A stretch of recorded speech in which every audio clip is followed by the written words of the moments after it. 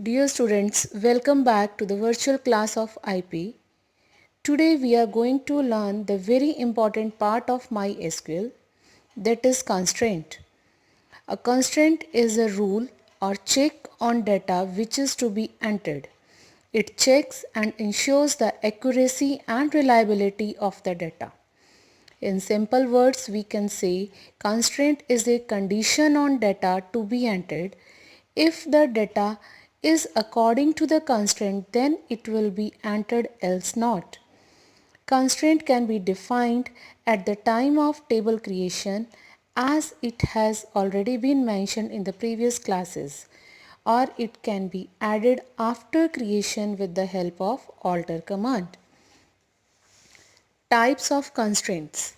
There are two types of constraints: column level. These are those constraints which are applied to only one column. Table level, the constraint which is applied to whole table. We will be dealing with column level as per the syllabus. So, these are the column level constraints. Number 1, not null. It means the column must not have null as a value. Number 2, default. It is used to specify the default value of a column.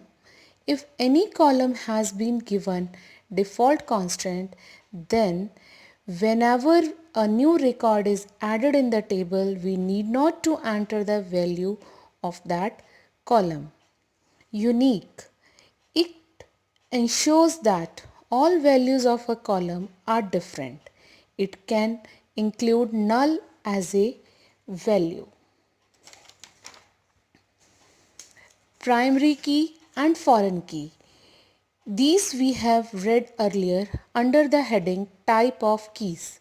The purpose is same, but in reality these are considered both as constraint and keys because in both cases primary key of one table is the foreign key of another. These are used in combination when we want to retrieve unique record by setting relations between two or more tables. Important point related to primary key constraint is that the column with this constraint must have unique value for all records and cannot be null. Now let's see how to use constraints. Adding a constraint. As already discussed, that constraints can be added in two ways: at the time of table creation or after table creation. See the examples on the screen how constraints are defined at the time of table creation. These are two ways we can define constraint. For adding constraint after table creation, we use alter table in the format shown in example. Same alter table with drop clause removes the unwanted constraint.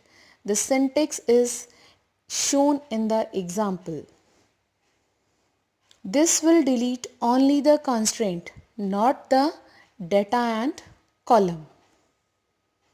And modify with alter table will allow you to change the constraint of any column, as we have changed the data type of column in previous lectures.